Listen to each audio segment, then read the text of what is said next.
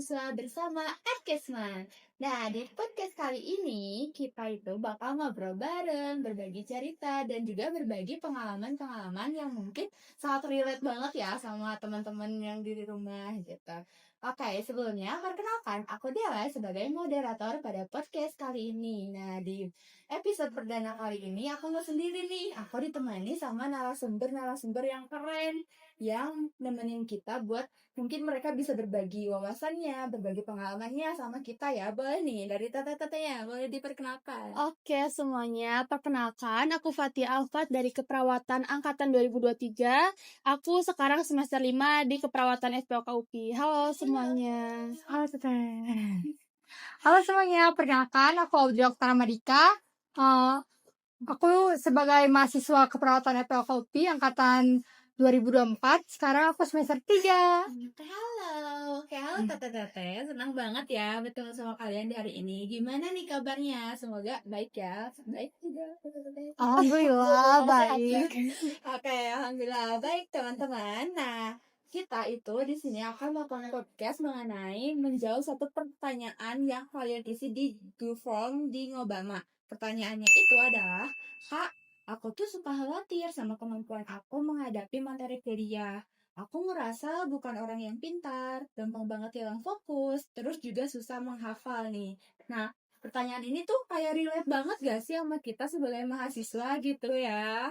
Nah, kayak lewat podcast ini kita itu bakal memvalidasi keresahan kalian nih, dan juga kita tuh bakal menemukan solusi-solusi untuk menghadapi masalah itu. Baik, mungkin boleh langsung aja nggak sih nih ke Teh Fat nih? Boleh. Boleh nih ya Teteh. Dari Teteh sendiri nih, apa Teteh pernah ada pengalaman tersendiri gitu mengenai keresahan tersebut? Kalau boleh tahu kayak gimana sih Teteh menanggulangi supaya Teteh tuh bisa fokus dalam belajar dan gampang banget banget menghafal. Oke, berarti ini ngobrolnya santai aja ya, kita Ya, santai santai aja di aja. sini, sharing-sharing aja gitu ya. Oke, tadi makasih banyak untuk teman-teman yang sudah mengisi Gform juga gitu ya, semuanya sudah mengisi dan memberikan keresahan mereka untuk kita obrolin di sini gitu ya. Sebelumnya memang hal itu sangat sering gitu ya dialami. Bukan aku aja, mungkin teman-teman juga sama ya, Betul. sama punya keresahan dan juga selalu berpikir kita nggak bisa belajar, ataupun hal-hal yang seperti itu seringkali kita anggap sebagai hal-hal yang biasa. Nah, sebetulnya aku juga punya pengalaman yang memang jangka panjang gitu ya. Dari semester 1 ketika aku berkuliah sampai semester 5 pasti menemukan kesulitan gitu saat belajar. Nah, sama dengan teman-teman yang tadi sudah mengisi Gform, ketika aku mengalami kesulitan, teman-teman tahu kan mata kuliah keperawatan medikal bedah, KMB, keperawatan dewasa, itu perlu banyak hal yang kita persiapkan. Biasanya kan kalau dari KMB itu kita banyak presentasi, praktek juga banyak, dan itu cukup challenging gitu buat kita. Nah, itu bikin banyak aspek dan banyak faktor yang menjadi suatu pemicu gitu ya. Salah satunya adalah stres yang berkepanjangan, terus juga bisa karena kitanya malas-malasan, dan banyak hal yang kita timbulkan dari itu pun aku sendiri gitu ya, dari pengalaman aku. Sampai-sampai aku merasa capek dengan multi aktivitas gitu ya, entah itu berorganisasi, entah itu belajar, tapi aku coba untuk membuat semua hal yang tadi itu kita kolaborasikan untuk dapat hasil yang maksimal gitu ya nantinya. Kalau misalnya pengalaman tentang hal yang sulit banyak, pasti banyak yang dikorbankan, entah itu waktu tidur dan lain-lain, dan itu cukup membuat kita berpikir keras gitu ya teman-teman. Kalau dari Teteh mungkin ada hal yang membuat kita seperti itu, membuat kita sulit belajar dan lain-lain. Boleh dari Teteh, apakah ada pengalaman? Kalau aku sulit belajar itu sulit bagi waktunya mungkin ya, kayak dari di semester 1 itu kan ada kegiatan lain gitu yang di luar akademik, jadi cukup susah bagi waktunya gitu. Iya. Betul, kayak gitu ya. Dan waktu semester 1 juga aku kayak sempat ketinggalan dalam IPK-nya karena masih dalam adaptasi juga kan Teh. Iya, betul. Ya betul, itu sih tadi menyesuaikan IPK juga supaya tidak turun. Ya. Itu benar-benar tantangan sih, dan itu menjadi hal yang bikin kita juga kadang sedih, kecewa, dan juga kadang melihat orang lain yang lebih bagus dan lebih unggul dari kita, yaitu salah satu tantangan juga gitu, kayak gitu. Oke, banyak banget ya ini pengalaman-pengalaman yang dirasakan sama teteh-tetehnya nih, mau Ya, baik yang betul. dari semester 5 maupun yang semester 3 gitu.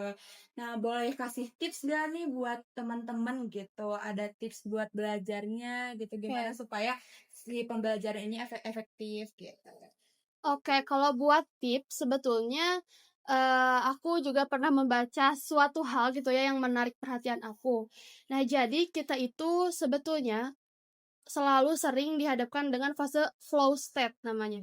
Nah, itu kondisi ketika tubuh kita atau fisik kita dan pikiran kita itu fokus banget terhadap satu hal.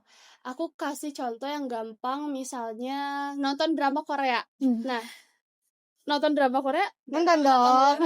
nah, kita tuh kalau misalnya nonton drama Korea fokus banget kan, fokus sampai-sampai kita nggak inget waktu pun ketika kita apa ya disebutnya, ketika kita ngerasa 1 jam capek untuk belajar, kalau untuk drama Korea tuh sebentar banget gitu ya, kayak gitu. Betul sekali. Nah, itu salah satu contoh lainnya itu main Mobile Legend. Nah, ketika main Mobile Legend, ketika main game, itu kita beneran selalu fokus ke dalam permainan, ngalir terus di dalam permainan itu mau kayak gimana, dan kita melupakan hal-hal yang lain. Nah, jadi misalnya aku jadi fighter nih, gimana caranya supaya kita bisa menang lawan dia di EXP, kayak gitu ya contohnya.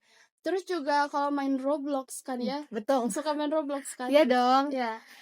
Nah, gimana tuh kalau main Roblox, fokus kan kalau Iya misalnya betul. kita ya kayak gitu. Kalau apa ya, semuanya tuh jadi kayak lupa gitu. Ya, betul Jadi sekali. lebih fokus ke Roblox-nya. Tugas juga terlupakan tuh, ya kayak gitu. Nah, itu adalah fase flow state kita. Begitupun dengan belajar gitu ya. Dalam belajar kita harus menemukan flow state itu mau kayak gimana. Nah, gimana sih cara supaya kita bisa membuka flow state itu, pintu flow state itu tuh kayak gimana?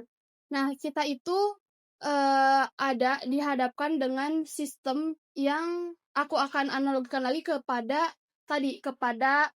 Mobile Legend biar lebih gampang ya teman-teman. Kita itu ketika main game, pada dasarnya manusia suka tantangan, ya kan? Suka tantangan yang kita itu masih bisa buat mendobrak itu, masih bisa buat menyelesaikan tantangan itu. Ketika main Mobile Legend, kenapa sih kita suka gitu ya? Karena kita tantangan, gimana caranya biar epic comeback dan dari kekalahan itu. Nah, itu Buntun itu perusahaan dari Mobile Legends-nya gitu ya, buat sistem gimana caranya supaya playernya itu enggak bosan dengan gamenya. Bayangin kalau misalnya kita main game, 1 match aja udah bisa sampai mythic misalnya kalau dari Mobile. Kalau dari Roblox ada nggak sih tingkatan-tingkatannya tuh nggak ada? Oh, nggak ada sih, Nggak ada kayak ya? lebih ke ini match-nya baru-baru terus gitu Nah, loh. gitu kan ya. Oke. Nah, kalau itu tuh salah satu cara supaya kita tuh nggak bosen dengan hal itu. Nah, begitupun dengan belajar gitu ya. Kita harus ada tantangan yang dihadapi supaya kita nggak bosen. Di kelas biasanya kan kita capek. Beberapa SKS di kelas tuh capek banget gitu ya menghadapi perkuliahan. Nah, gimana sih caranya supaya tantangan itu bisa kita dobrak?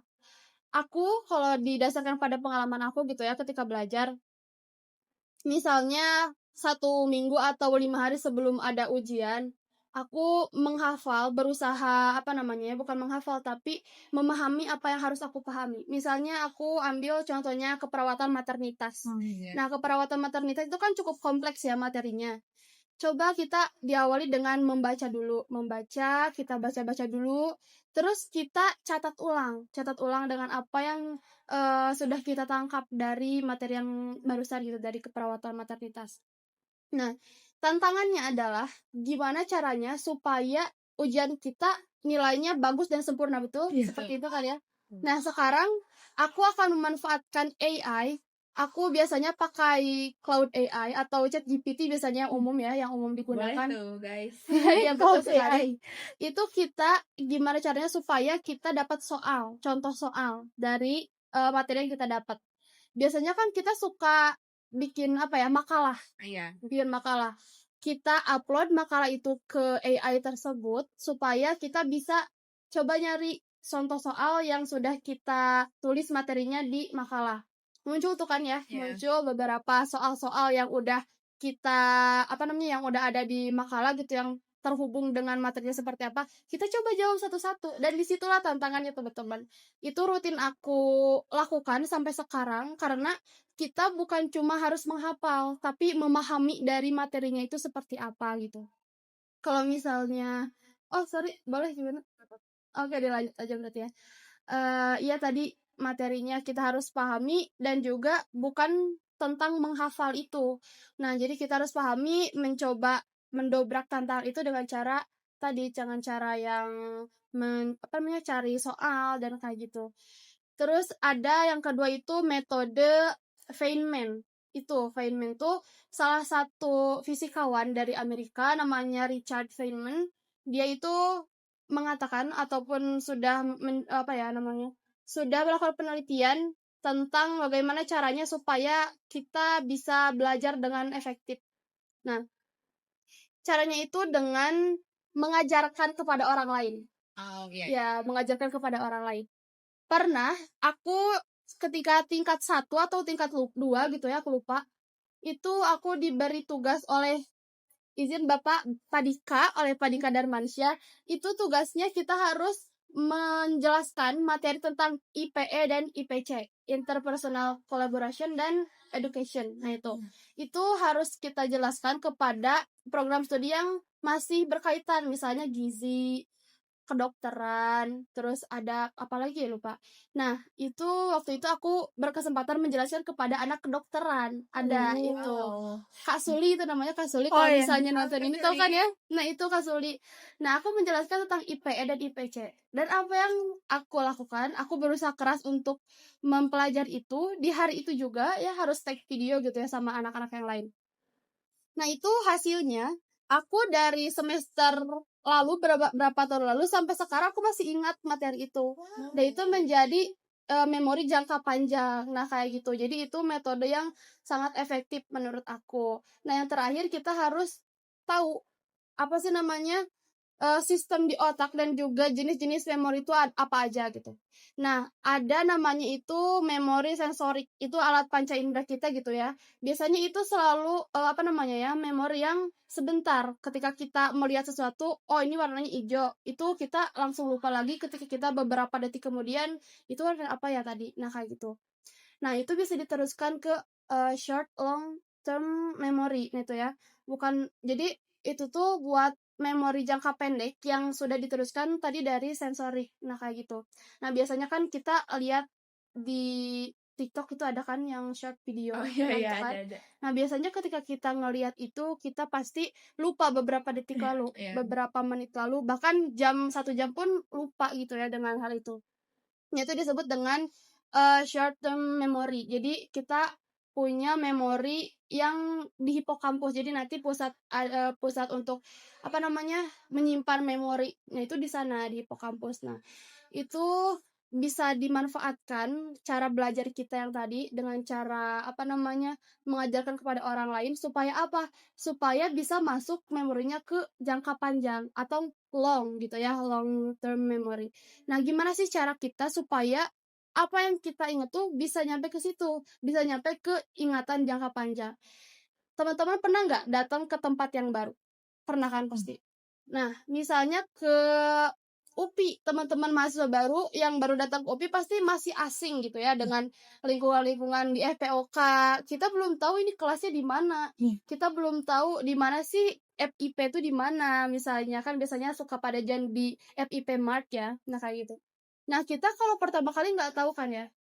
Tapi ketika teman-teman main, sudah belajar di UPI, terus teman-teman datang lagi ke tempat yang barusan, misalnya ke FIP Mart, udah nggak asing kan ya, udah pasti tahu, oh di sini nih tempatnya, di sini tempatnya. Nah, kayak gitu, jadi kita harus melakukan hal yang sama atau repeat gitu ya, repeat pembelajaran. Nah, itu pun sama, kayak misalnya kita datang ke UPI jalannya itu kan masih baru ya, kita nggak tahu jalannya harus lewat mana, lewat Soekarno-Hatta atau bukan ya.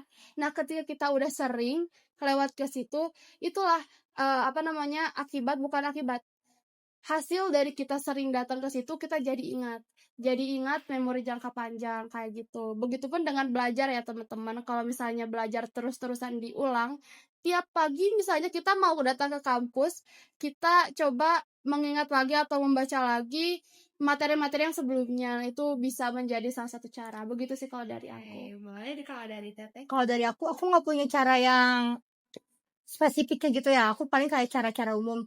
Cuma aku tuh lebih ke ini loh Teh, kalau misalnya habis melakukan sesuatu yang hebat, kayak misalnya habis UTS gitu, Iya, betul. itu kan kayak sebelum itu kayak kepikiran terus ya kayak berat banget.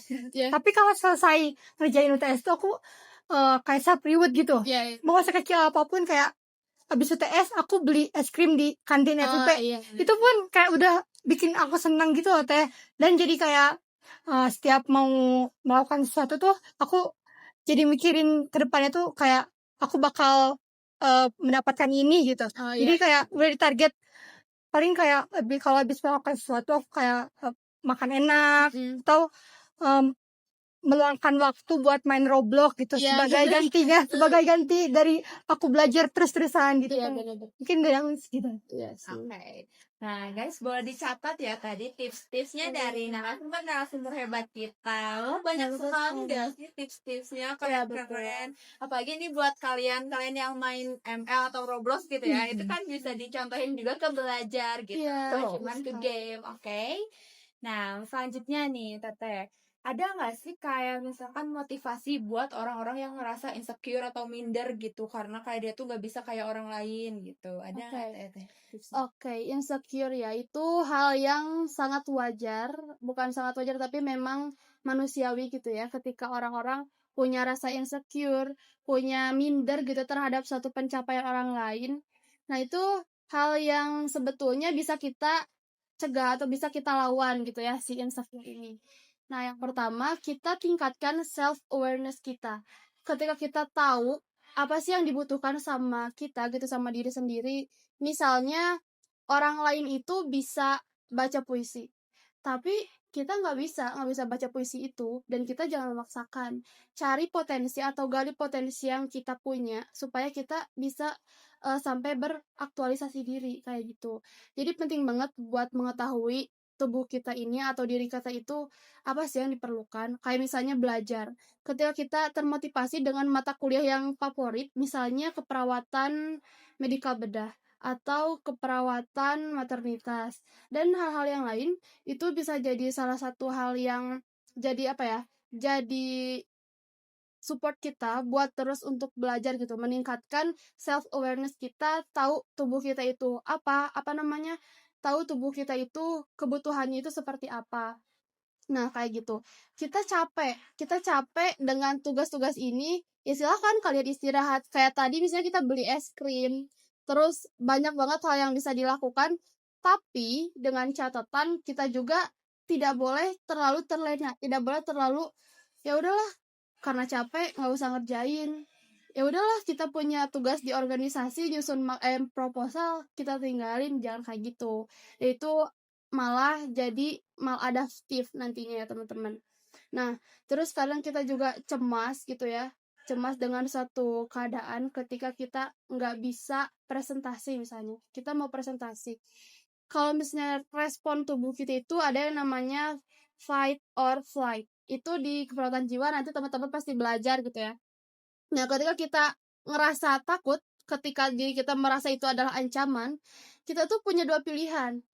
Aduh, kita lakuin nggak ya? Kita coba belajar nggak ya? Atau ya udah tinggalin. Kalau misalnya teman-teman milih untuk belajar, yaitu respon teman-teman atau coping teman-teman itu adaptif. Kalau misalnya enggak, itu maladaptif kayak gitu. Terus ada lagi, kalau misalnya yang kedua, kita coba fokus ke diri sendiri. Pernah nggak kamu ngerasa gini, orang lain tuh cantik, orang lain tuh pintar, pernah kayak gitu kan ya? Ya, sering banget. Bahkan aku pun mengalami hal yang seperti itu ya, tidak mungkin tidak pernah.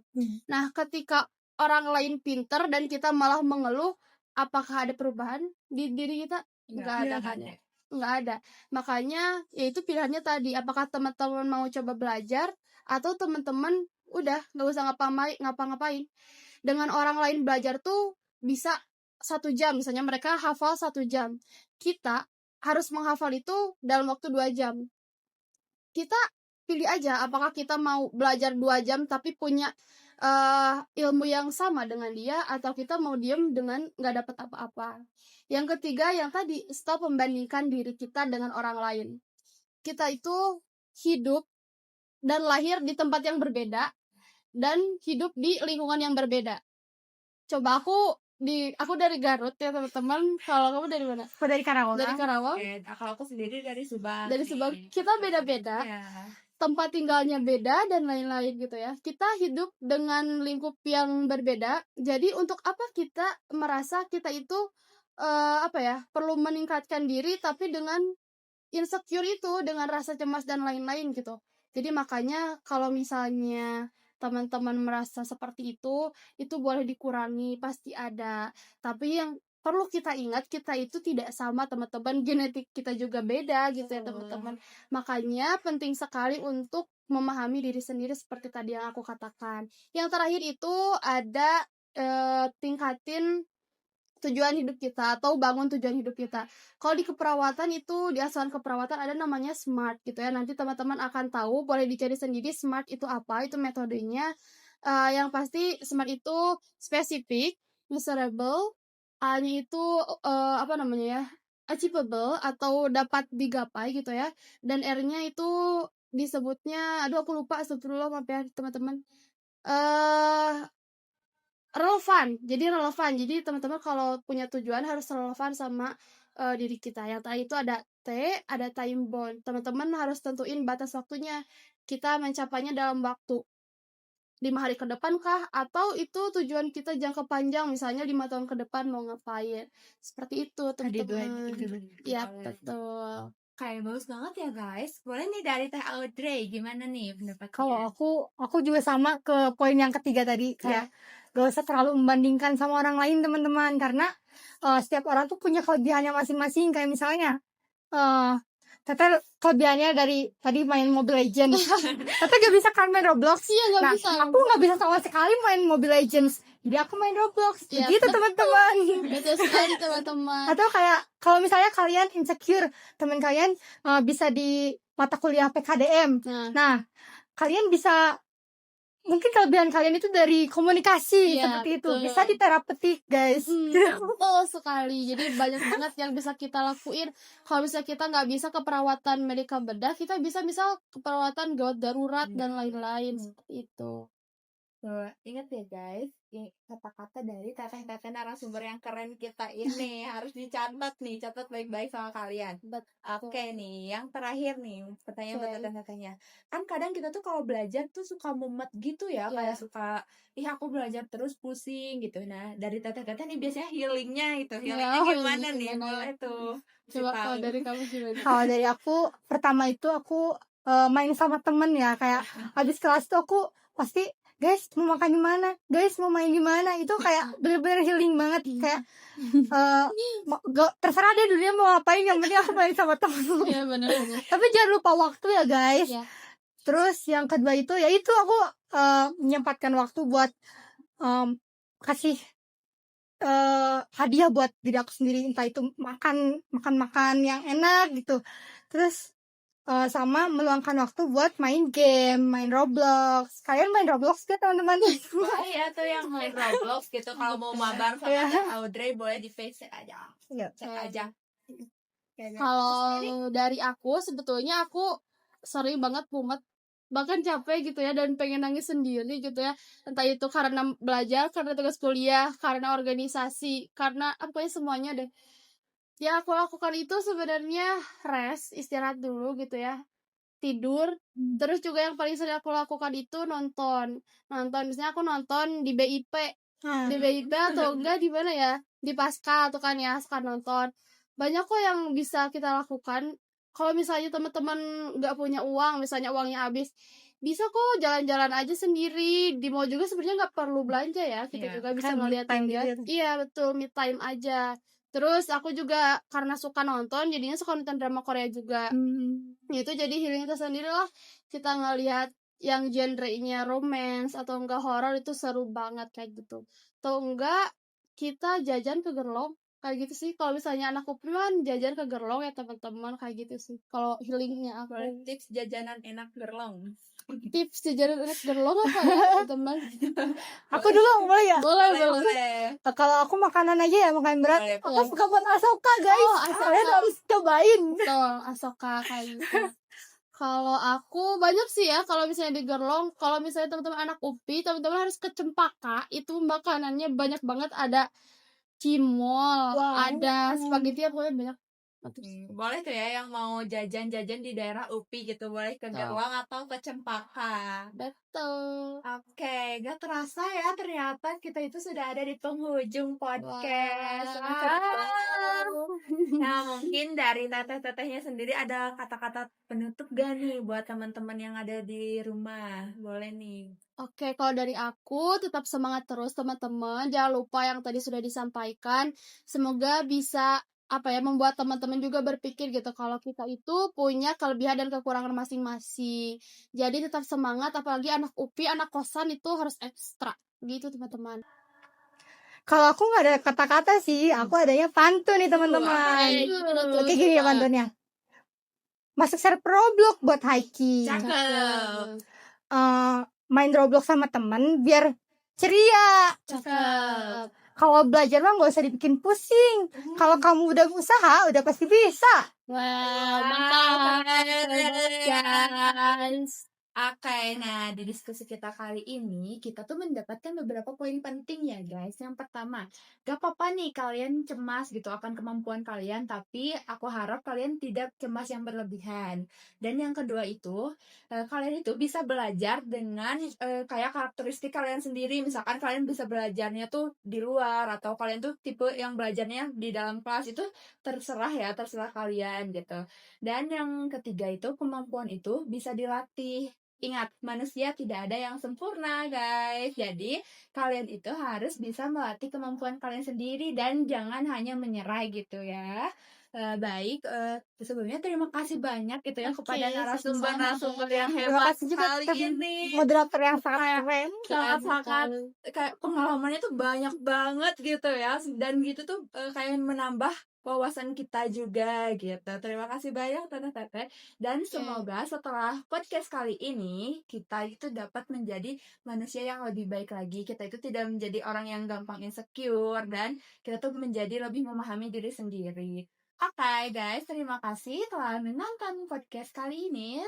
Sampai jumpa di Sapa berikutnya.